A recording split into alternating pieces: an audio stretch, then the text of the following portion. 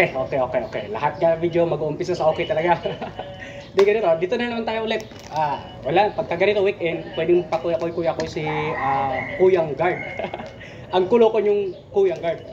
Ito lahat pala nga sabihin ko hindi kasali dito yung walang interest sa fitness, yung may mga budget, saka yung mga maaarte sa pagkain.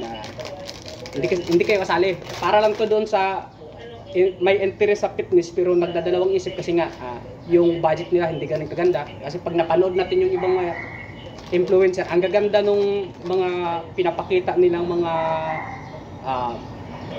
preparation ng pagkain o meal prep.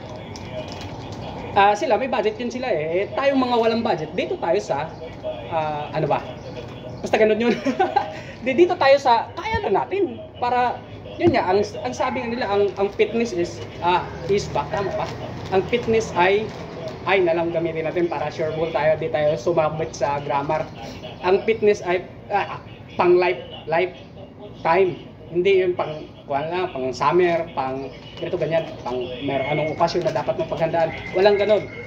Kasi yung method na gagamitin sa mga ganong okasyon lang, pabilisan. Dito na naman tayo. Di ko na-explain ko na itong nakaraan Basta tansyahin lang natin to. Basta, yun na, linawin natin Hindi kasali yung mga walang interest sa fitness dito. Daming ngawa yung mga walang interest. Kung di kayo interesado sa fitness, tapos makakita kayo ng mga taong nag-video sa fitness, scroll na kayo, kaya block nyo. Kasi, hindi nyo maintindihan Ayun nyo kasing intindihin. Kaya, nilinaw na. Saka doon nga sa mga maaarte, hindi kayo kasali. Para lang to doon sa, yun na nga. Marami kasi mag-ano na, ganito ganyan. Tapos, pag-usapan din natin yung tungkol sa protein. Yun din, wala rin tong scientific na kasi wala akong gamit ng research. Sariling pagkaintindi ko lang. Tapos, ayun na nga, yun yung oatmeal ko. Lagyan natin ng mainit na tubig. Tapos, halukay. Di doon sa pala sa proteins, pagkakaintindi ko lang to Di ba ang mga sinasabi ng mga eksperto, 0.7 grams hanggang 2 grams na protein. Ibig sabihin, para sa akin, pagkakaintindi ko, wala talagang pinaka-insakto.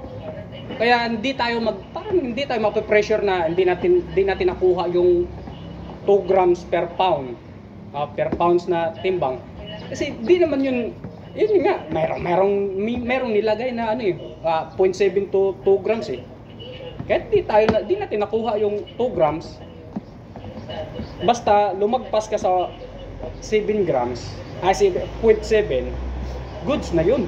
Para sa akin, pagka, kunyari, na 1.2, 0.5, o ganun lang yung protein mo, good na yun. Kasi, kaparehas lang din yun sa repetition 80 to 8 hanggang 12 na repetition. Kung pagka lumagpas ka na sa 8, 10, hirap ka na, kahit 11 lang, pwede na. Lumagpas ka na doon sa boundaries Basta ganun yung pagkakaintindi ko. Ganun din sa protein. Tsaka isa pa, ang protein kasi magdepende sa size din natin Tsaka, basta ganun yun. Basta kaya na mayroon yung hangganan. Ang gulo talaga, basta ganun yun. Basta ganun lang yun. Basta ang ano lang natin dito, tuloy-tuloy lang natin. Kasi pagka yung mo ilang araw lang, ilang buwan lang, wala yun. Kasi yun na nga, yung response ng katawan natin depende sa genetics. Yun talaga, malaking factor talaga yung genetics. Kasi di ba may mga tao na hindi naman ganun ka ganda yung nutrition, di nagbubuhat pero napakaganda ng katawan. Yun yung genetics nila. Lalo na pag i-workout yun, tapos pagandahin yung di napakabilis yung progress nila. Tayong hindi ganun kaganda yung genetics, daanin natin sa sipag tiyaga. Lang yun, di tayo mapipressure sa mga buyo-buyo nung nakakarami na, sa tagal-tagal mo lang nag-gym, ganun lang yung kaya mong buhatin, tapos yan lang yung progress mo. Yun na nga, ang unang rason doon, yung genetics natin. Tapos, ano pa ba? Yung recovery. Akala kasi nung iba, pag nagpunta tayo sa gym, lalaki na kagad at katawan natin kahit wala tayong magandang nutrition at saka ano, recovery. Walang ganon. Kailangan mo talaga, yun nga yung lagi kong sinasabi, ang bodybuilding parang mayroon kang formula na dapat sundin. Pag ma-perfect mo yung formula, perfect din yung answer. Pagka di mo ma-perfect yung formula, di rin perfect yung answer. Ang gulo ba? Basta gano'n na yun.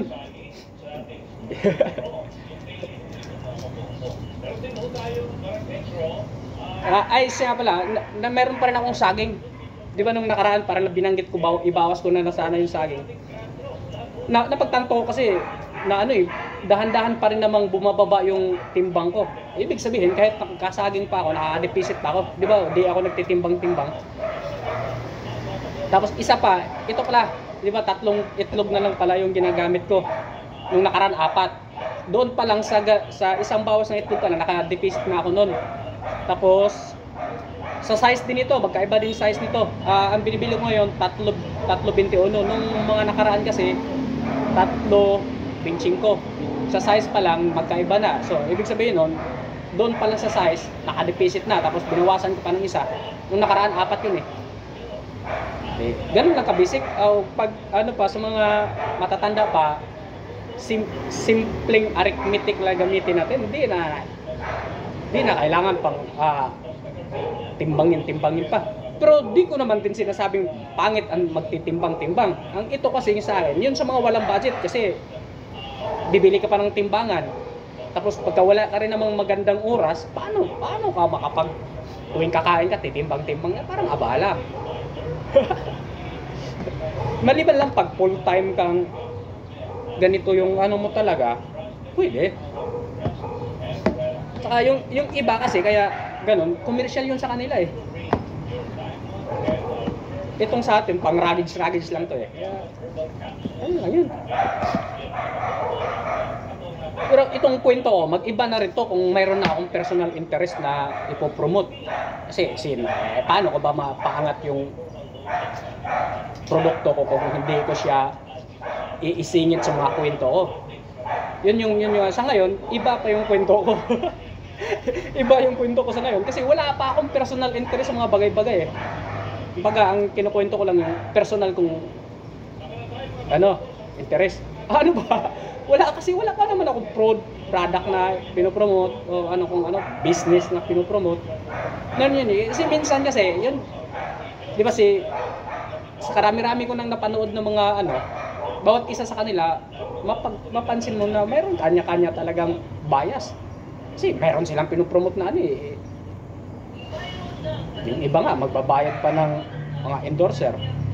Tapos, pag ikaw gumagawa ng video, bakit mo dito ipasok yung business mo. Ganun talaga yun. Kaya magkaroon ng interest, personal interest. Ano ba yung pinagsasabi ko? basta ganun na yun. Itong saging ko pala, halagang 30 pesos lang, binigyan ako ng 8 piraso. Dati kasi uubusin ko yun sa dalawang isang araw. Pero nitong nakaraan, nag-a-adjust na nga ako eh. Kaya 4 na piraso lang yung kinain ko nung nakarang araw, tinira ko yung 2, tapos bukas na madaling araw, wala nang saging. Diba, doon pa lang, nakadeficit na ako. Simpleng arithmetic nga.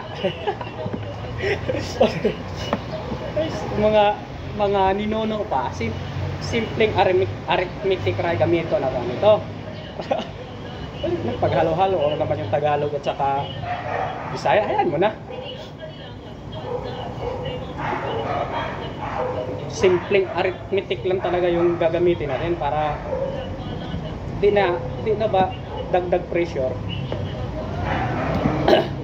Pero pagka may budget ka nga rin naman talaga, mayroon ka rin sapat na oras, mas maganda rin talaga naman timbang-timbangin. Kasi una, mas malapit-lapit sa katotohanan yung parang continuous ba? Tawag nun? Consistent din yung dami nung kinakain mo.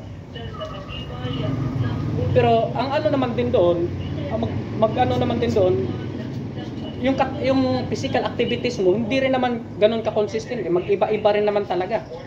May mga araw na sobrang ano mo, di, mas marami nabuburn mo ng calories, di, lalaki yung deficit mo. Ganun naman din yung paniniwala ko. Kaya hindi ko na, kaya minsan yung kain ko, ino-obserbalan ko lang yung katawan ko. Pag sobrang gutom na gutom ako, nung kunyari tanghalian o almusal, damihan ko yung kain ko sa almusal. Tapos, pero yung kakainin ko sa buong maghapon, yun lang din naman talaga yun. Ibaga yung load lang yung binago-bago ko. Nagutom na gutom ako sa almusal, dinadamihan ko sa almusal para masatisfied yung utak ko na nakakain ako ng sapat. Ganun lang naman yun. Kasi yan na nga yung sinasabi nila, pagka inaano mo masyado yung katawan mo, parang hinihigpitan mo ng hinihigpitan, lalo siyang parang ano ba, basta may mga ano yun, may mga, yung mga gumagamit ng scientific terms, mayroon silang ano dyan tawag. Kaya yan naman yung sa akin. Pagka gutom na gutom ka, parang mananatili doon sa utak mo na gutom ka. Kahit kumain niya, gutom ka pa rin. Kaya ang ginagawa ko, sa iba, yun ang ginagawa ko, kakainan ko ng ano, na makontento yung utak ko. Na maramdaman niya, busog siya. Tapos, sunod na kain, bawas na ako ng kaunti. Kasi yung gutom ko, parang feeling ko, kaya ko nang i-manage kasi hindi na siya nagtuloy-tuloy. Na-satisfied nung yung utak ko sa unang kain. Tapos sunod na kain, medyo bawas ng kaunti kasi ginamit ko na nga sa unang kainan eh. Tapos, ganun na yun. Adjust na lang, adjust. Tapos pagka, ano na talaga, magtuloy-tuloy na talaga yung gutom na ano ko. Tapos pagdating ko ron sa ano talagang parang gusto ko talagang kumain, tirahan ng ano, cheat meal. Ganun yung ginagawa ko. Cheat meal lang. Pag cheat day kasi, sobra-sobra na yun. Pag cheat meal lang, sabihin natin lumagpas ka ng mga 400 to 500. Sabihin natin 1,000 calories. Hindi ka naman tataba doon sa isang kainan lang na yun. Kasi meron, kagandahan din kasi pagka hindi ka parang mag-focus doon sa isang ideas, parang pinipili-pili mo lang yung ideas na gagamitin mo, parang magiging flexible yung approach mo ba? Kasi wala kang sinusunod na pattern eh. Di isang pattern lang pala. Meron kang parang mga sinusunod na pattern, pero di isang pattern lang. Kasi ganito kasi yun, nung una kong pinapanood na influencer, yung sa kanya, yung ano niya, gumagamit ng low calories mga pagkain para makakain ka ng mas marami kaysa mga high calories. Hindi ka pa rin nakalagpas doon sa maintenance calories mo. Yun yung ginagaya ko. Tapos yung mga ginagamit nilang mga pagkain, ang mamahal eh. Kaya yung ideas lang yung kinukuha ko. Tapos gumamit din ako ng iba't abot kaya na ng budget ko na mga pagkain. Ano lang yun. Ganon din sa ano, kaya ayaw kong parang di naman talaga pwedeng mag-recommend o di ba yung iba kung magtatanong kung ano yung mai-recommend mo na pagkain. Medyo mahirap yun eh. Kunyari yung mai-recommend ko na pagkain sa'yo hindi mo pala gusto, paano mo maituloy-tuloy yung ano mo, diet mo? Sa pagkain pa lang, stress ka na. Doon yun nga, sa pagkain pa lang, stress ka na kasi nga di mo gusto. Tapos pipilitin mo hanggang ilang taon, ilang buwan lang yung kaya mong taisin sa ganun. Hindi kagaya doon sa kukunin mo lang yung idea, pumili ka doon sa mga pagkain na gustong-gusto mo para kahit araw-araw kung pag tuwing kainan, yun yung kinakain mo, tuloy-tuloy, feel na feel mo pa rin kasi gusto mo yung pagkain eh. Ganun lang naman yun. Tanggalin natin tong buto. Basta yun yung pagkakaintindi ko. Kasi unang-una, doon ko yung nakuha yung ideas na yun kay Tom Platz. Saka yung kwento niya kay, pabalik-balik lang tayo dito. Yung kwento niya tungkol sa paggaya-gaya niya kay Arnold eh. Tapos nasundan din ng ibang mga influencer na napanood ko yung mga videos nila. Doon na ako nakakuha ng dagdag na ideas. Okay, ganito, ganyan. Okay. Kahit paano, meron na akong ideas na i-apply ko sarili ko na sa tingin ko fit sa akin. Ganun lang naman yun eh. Sabi, ganun lang naman yun eh. Hahaba na pala itong video na ito. Hindi na naman pagka sobrang haba, hindi mag-send sa Facebook eh. Hatiin ko na naman to. Ba't ba parang palabo ng palabo yung camera? O yung paningin ko yung malabo?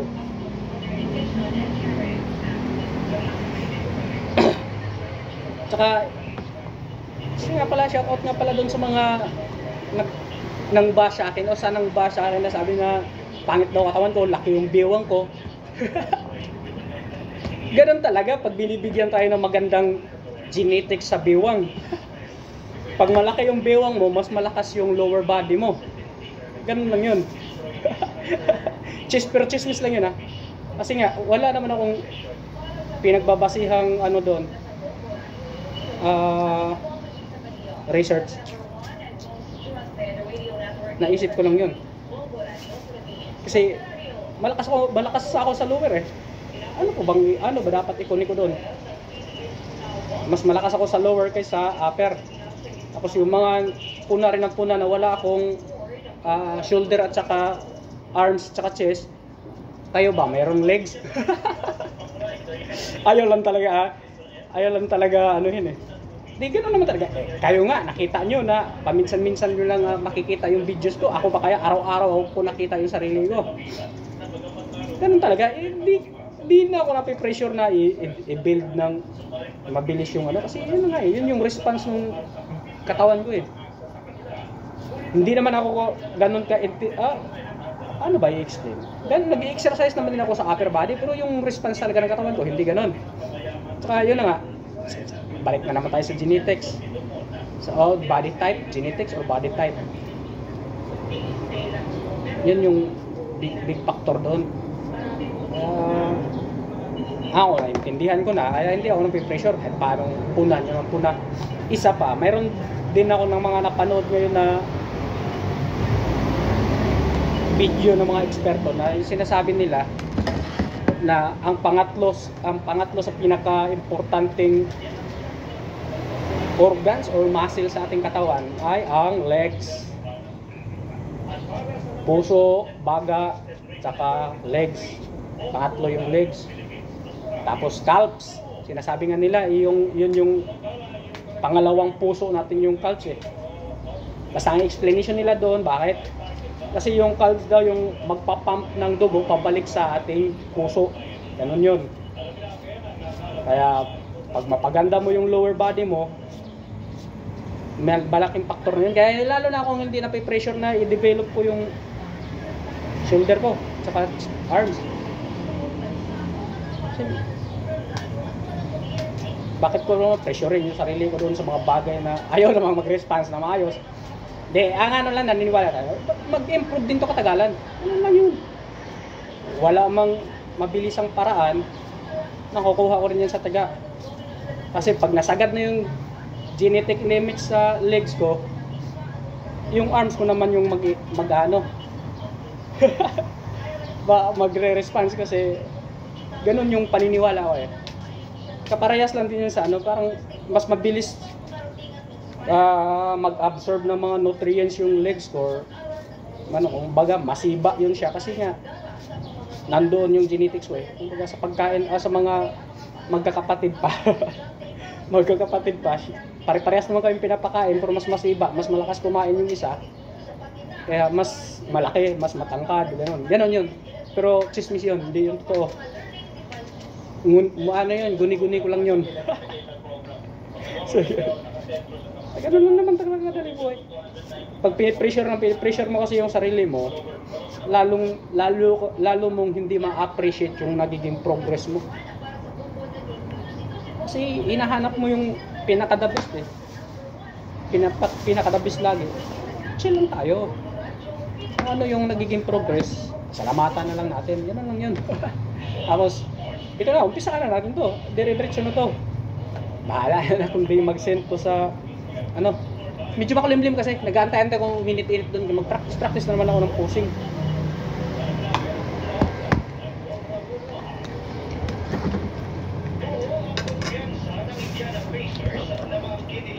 Ngayon pagka weekend kasi hindi kaagad ako nagbibihis kasi 24 hours ako magmuni-muni tapos magbibihis ko, nakaupo-upo ako. Wala akong ibang gagawin. Antok aabutin ko. Unang-una pa, yun nga. Sabi ng mga eksperto, pag tuloy-tuloy yung galaw mo, mabibilong pa rin yun sa cardio.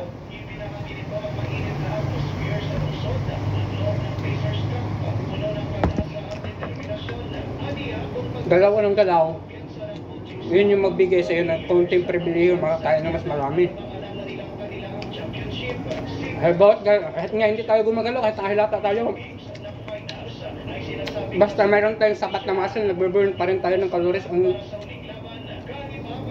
Ayon doon niya sa mga napanood kung ano, parang 60% ata o 70% sa calories mo, binoburn mo habang ikaw ay normal, nagre-relax. O ano ba? Basic na galaw-galaw lang. Kasi yung muscle mo, nangailangan yun ng ano eh, supply na sapat na energy.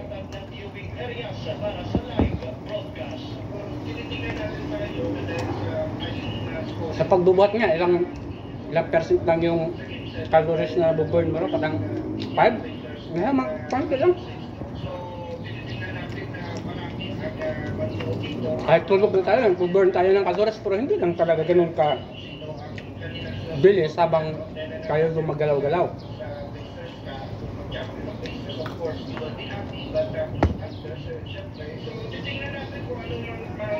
Kaya din sa mga tanong kung umad ba ako or ano, hindi ako umad dun.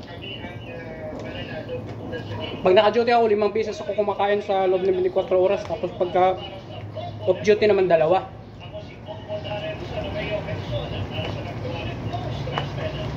Kaya 2 lang siya kasi ano lang naman, umaga hanggang hapon lang naman yung kailangan kong kumain. Natutulog naman ako, kaya mabawasan yung time sa pagkain.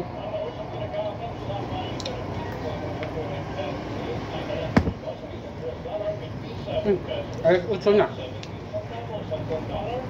Patayin ko yung radyo para matanggal yung ingay.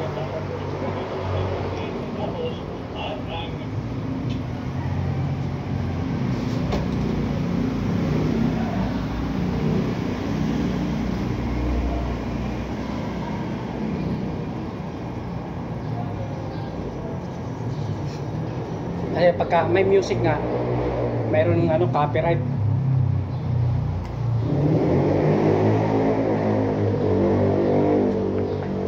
Tanggalin natin yung music para walang copyright.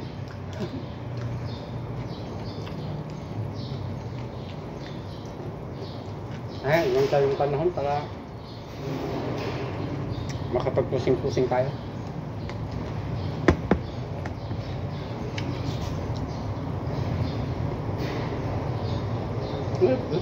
Gaya ako naisip na hanggang eh. Hindi gaya pagka magmuni-muni ka, marami kang naiisip na ideas.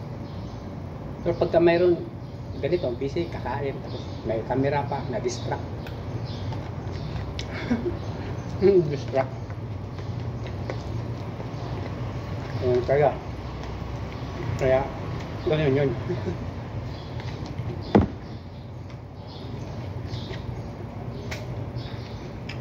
Mamayang hapon, mamaya pa, munggo naman yung tirahin kong ulam. Munggo, lagyan ko ng beans.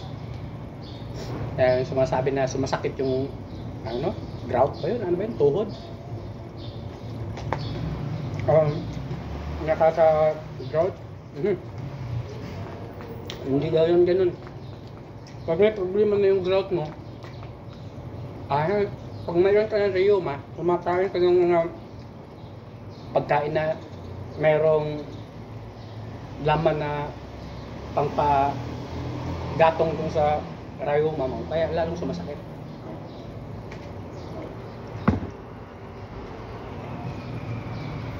Panood na explanation yan eh. Hindi ko lang matandaan yung term. Hindi na mahalaga yung term, ang mahalaga lang yung naintindihan ko lang. Ganun talaga, loko-loko ako.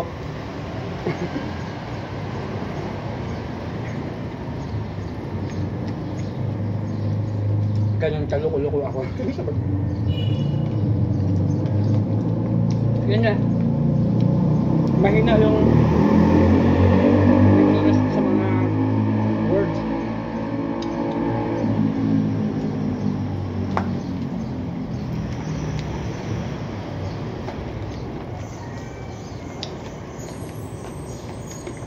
Ang pinukuha ko lang, yung ideas lang. Ang importante doon na naintindihan mo yung ideas.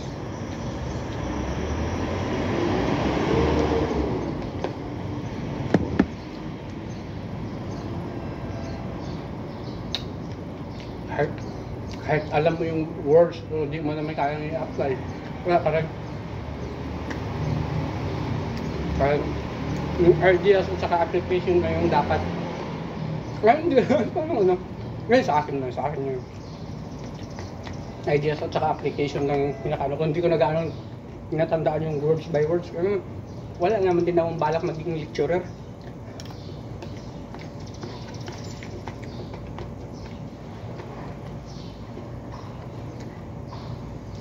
Pag pangarap sa buhay maging lecturer, kailangan kong aralin yung words for words, application at saka ideas.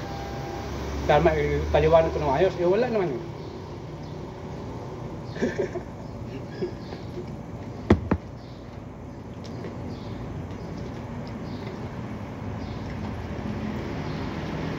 Dami rin langaw eh. May namok pa. Kung langaw sa lamok, pahita-hita ako. Pa-chicken breast lang.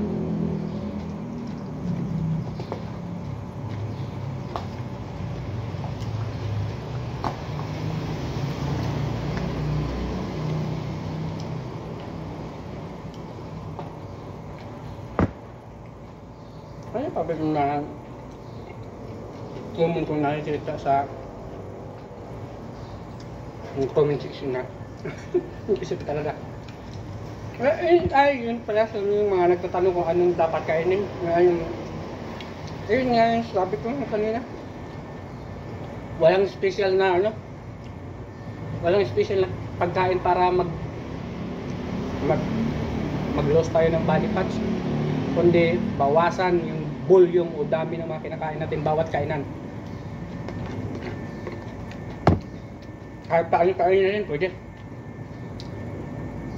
Doon nga lang, pag mga pinipili mo mga pagkain na hindi mga masustansya pagkain, ang ano naman doon, yung benepisyo ng ating katawan sa mga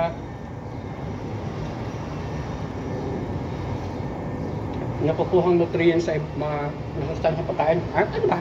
Ang gulo. Basta yun.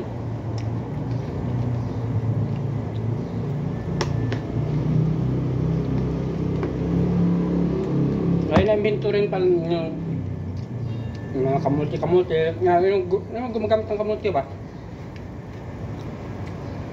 Kasi ganito kasi ang kanin 200, sabihin natin hindi kasi pare-pares eh. Merong mga nagsasabing 120 calories tapos may nagsasabing 200. Tapos pag i-compare mo sa kamuti, ang 100 grams sa kanin pala 120 to 200, sabihin na lang natin ganun. Tapos ang kamuti, ang 100 grams niya nasa 80 calories lang.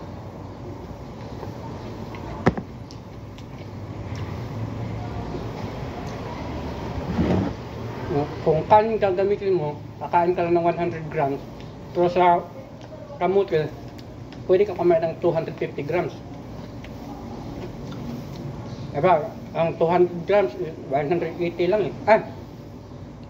160 kung 80. Yun nasa 250 grams yung mga kain mo. Yun yung parang kaibahan. Mas marami yung makain mas kamuti. At kung ang extra benefits pa sa kamuti, yung fiber niya. Saka iba pa mga nutrients. Kasi ang ano kasi ang white rice cow daw kasi parang binalatan ng husto kaya natanggal yung fiber. Pinaprocess ng husto kaya yung fiber niya natanggal. Yung ibang mga pagkain hindi gaano binalatan ng husto kaya natira pa rin yung fiber.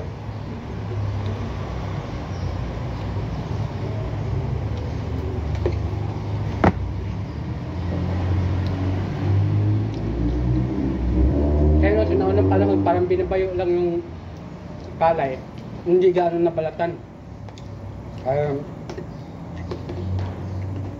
Meron pa rin fiber na kinakain yung maninuno natin noon. Kahit kanin ng kanin yun, may fiber pa rin. Malmano lang yung pagbalot, yung binabayo nga lang. Hindi nabalatan ng husto. Bigla ako na seryoso dun para control dun Bigla dito, ang init na rito Hindi na makita yung itsura ko.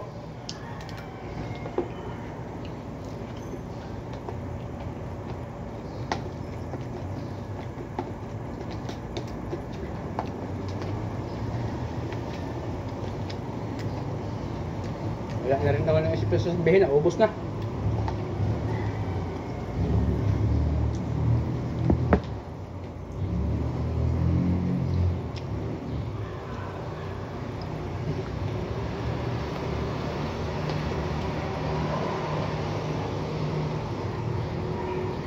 Ay, isa pa pala. Ngayon, medyo matagal-tagal ang video-video ko pag kumakain. Nung nakaraan niya si Mark, ilang minuto lang. Binibilisan pagkain. Yan nga lang pagka nag-CR ka, kita yung ebidensya. Kaya ngayon, minuya ka na ng sa mga kinakain ko. Kaya natutunaw talaga siya. Yun din yung mga tinuturo ng ating mga medical expert. Nga pag kumain tayo, hindi kararahan. Nguyain daw talaga ng husto.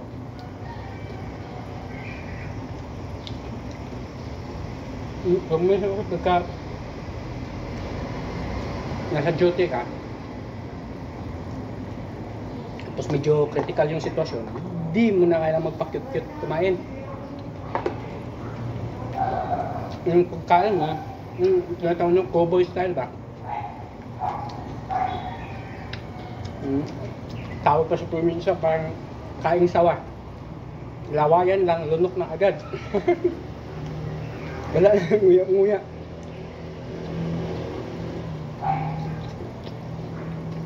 Kasi nga, nakahabol ko ng oras Kaya pagka kasi nga, pag walang hindi critical yung sitwasyon, nangyayari mo na maayos ng pagkain.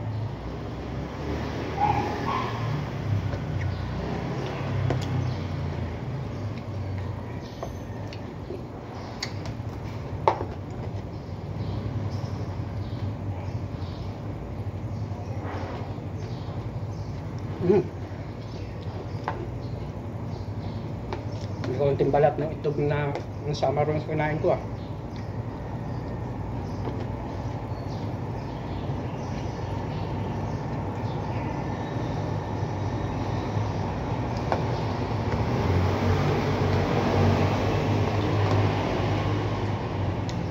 Wala ako na sabihin. Basta ganun na yun.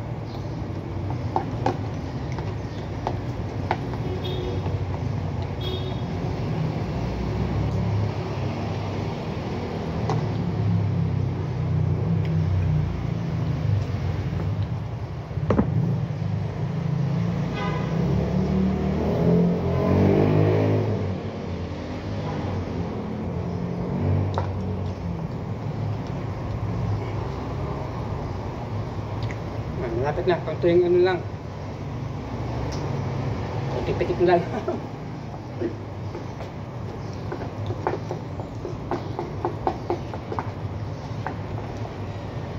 Isa pa pala, kaya marami talaga kumain sa umaga kasi yun yung nakasanayan ko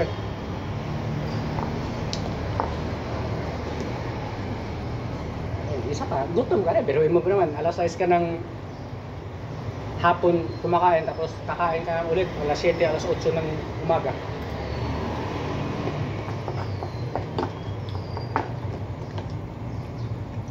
Yan yung ginawa ko. Kailangan, makaramdam ako ng busog para masatisfied niya yung utak ko. Tapos sunod na kainan, ito na ako mag-a-adjust. Mas kukunti na yung kakainin ko.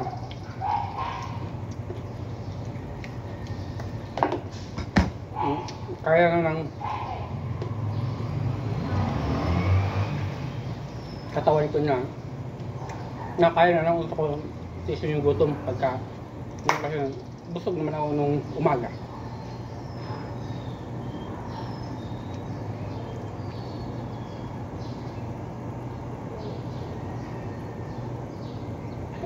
Kaya pa rin mag-vacuum kahit bagong kain.